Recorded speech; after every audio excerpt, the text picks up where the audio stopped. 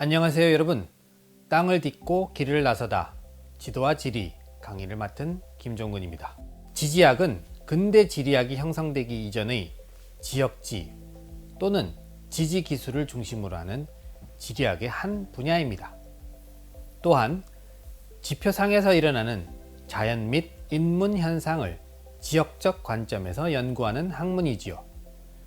지리학은 다시 계통지리학과 지역지리학으로 나눕니다.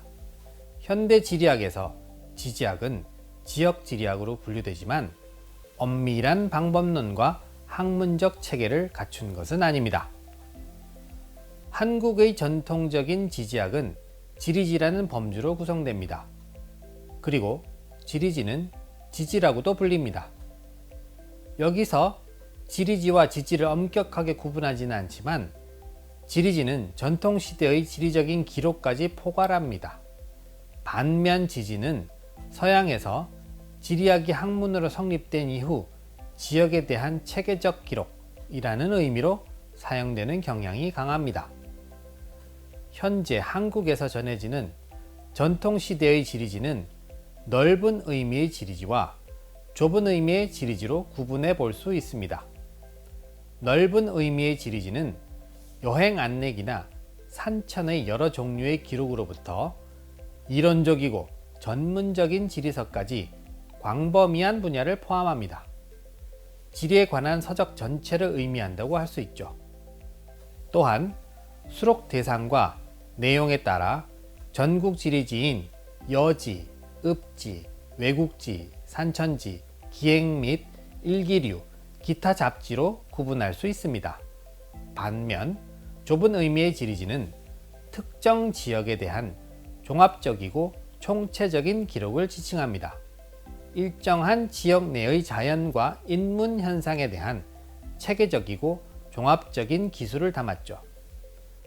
전국 지리지와 읍지가 협의의 지리지에 해당합니다.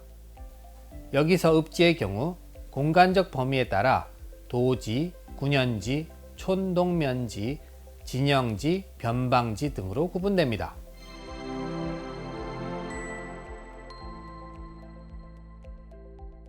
현대 지리학에서 다루는 지지의 유형은 기술의 방식과 구조에 따라 4가지 유형으로 구분해 볼 수 있습니다.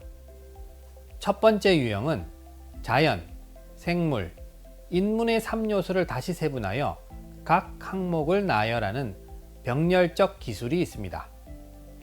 두 번째는 각 항목 사이의 관련에 주안을 두고 지역 전체의 통합된 성격 내지 특징을 취하고자 하는 통합적 기술이 있습니다.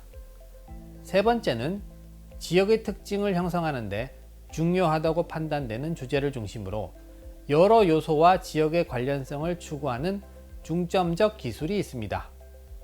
마지막으로 특정 지역이 일반적 지역 구조로부터 편기, 즉 기울어지거나 치우쳐진 바를 분명히 하여 그 특징을 기술하는 구조적 기술이 있습니다. 한국의 전통적인 지리지는 대부분 첫 번째 유형에 해당합니다. 이러한 전통적 지리지는 지역의 특성을 종합적으로 파악하여 기술하는 현대적 지지와 형식 그리고 방법론에서 많은 차이가 납니다.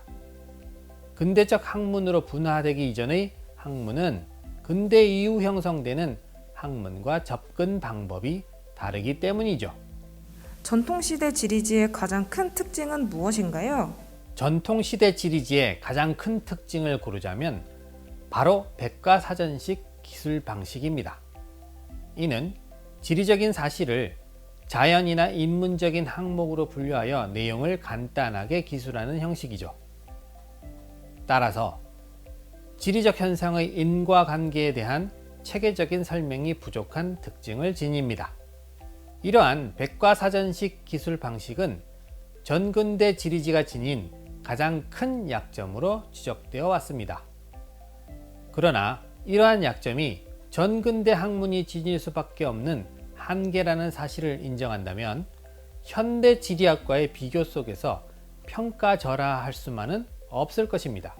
전통적인 지지에서도 나름의 가치와 의의가 존재한다면 그것을 적극적으로 찾고 재평가할 필요가 있습니다. 일찍이 역사학자 홍희섭은 전통적인 지지가 백과사전식 방법이라는 고러한 격식을 지니고 있지만 고려 이후 정치적 색채를 띤 풍수학을 배격했다는 점에서 조선지리학에 새로운 공헌을 했다고 말했습니다.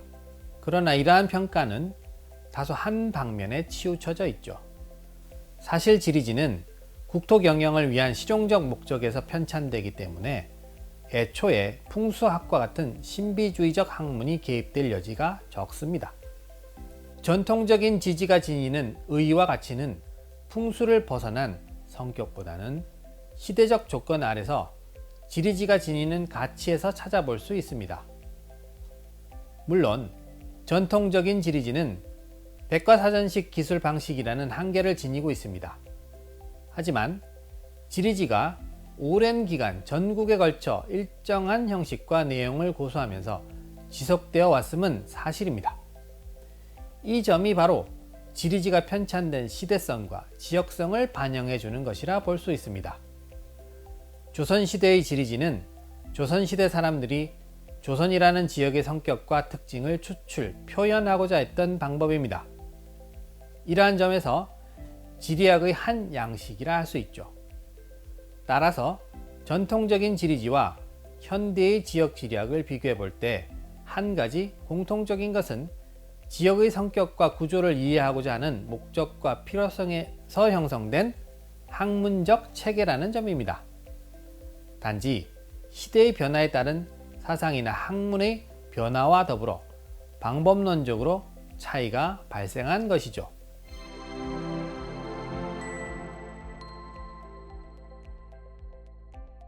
전통시대 지리학의 한 축으로서 지지학의 성격을 다룬 대표적인 학자는 다산 정약용입니다. 그는 지리학을 선비가 반드시 힘써야 하고 왕자가 반드시 이용해야 하는 학문이라고 규정합니다. 그리고 도적, 즉 지도와 지리지를 지리학의 두 축으로 제시했습니다. 또한 도서의 기록은 중국을 모방하는 것이 아니라 반드시 우리나라 것에 밝아야 한다고 말했습니다. 그러면서 구체적이고 현실적인 지식으로서 지리를 제시했습니다. 또한 국경 밖에 있는 신기한 것을 탐색하는 것보다 먼저 국토 내부에 가까운 곳에 있는 것을 조사하고 밝혀야 함을 강조했습니다. 나라를 다스리려면 산천, 거리를 리 단위로 나타낸 수인, 이수, 궁실, 그리고 의복의 제도를 알아야 합니다. 또 민요나 풍속의 다른 점도 알아야 하죠. 관리들이 알아야 할 규율인 관방이나 드물고 귀한 가치가 있는 물건인 화보의 구별이 필요합니다. 그러므로 이러한 정보는 지리서의 편찬으로 얻어질 수 있다는 말이죠. 또한 정약용은 지리서 편찬 원칙을 제시했는데요. 그 가운데 하나가 강역과 연역, 산천의 형세와 흐름, 국방과 관련된 사적 등 중요한 항목을 수록하는 것입니다. 그리고 인물이나 제실 혹은 풍광이 빼어난 곳 등을 제목으로 한 시문인 제영과 같은 항목을 적절하게 선정하여 간략하게 다루라고도 했죠. 이는 지리지가 지니는 현실적 기능을 중시한 것입니다. 신증동국 여지승람에서는 제영 항목이 지나치게 많아서 지리지의 현실적 기능이 약해졌습니다. 바로 이것을 방지하고자 한 것이죠. 그의 대표적인 지리 저작인 대동수경이나 아방강력고 등에는 이러한 원칙이 잘 반영되어 있습니다. 그러나 정약용의 지지학에 대한 논의도 백과사전식 항목 제시라는 전통적인 방식에서 탈피하지는 못했습니다. 전통시대 지지학에 관한 논설로는 최근에 발굴된 긴 한상량이 대표적입니다. 이는 지리지에 대한 고찰과 개선 방안을 논의한 필자미상의 책으로 1838년경에 작성된 것으로 추정됩니다. 책의 내용은 조선시대 지리지에 대한 간략한 평가, 지리지 제작에서의 한계점, 지리지 제작의 당위성과 제작 방법, 지리지에 수록될 항목 체제와 의 등으로 다양하게 구성되어 있습니다. 이 책은 조선시대 지리지에 대한 깊이 있는 연구와 논의가 담겨 있는 독자적인 저술이라는 점에서 중요한 의미를 지니고 있습니다. 이 책에서는 지리지에 수록될 항목은 기존의 동국여지승남이나 전국적인 범위를 다룬 중국의 일통지 등을 따라야 한다고 합니다. 하지만 적절하게 더하거나 빼는 증산으로 취사 선택이 필요하다고 지적하고 있죠. 이에 따라 제시된 항목은 박리, 호구, 전결, 지계, 정리, 도로, 산천, 누정, 사찰, 연로관원, 창고, 토산, 명환, 인물, 효열, 유우, 사원, 총묘, 풍속, 형승, 관방, 제형 등입니다. 여기에 나열된 항목들 가운데에는 우리가 익숙하지 않은 것들이 많습니다. 예를 들면 명환은 높은 벼슬을 지낸 집안, 효열은 효부와 연려와 같이 기릴 만한 사람들을 말합니다. 그리고 유우는 다른 지방에 머무는 사람을 말하죠. 그럼 여기까지 전통 지지학의 특성과 유형에 대해 알아보았습니다. 감사합니다.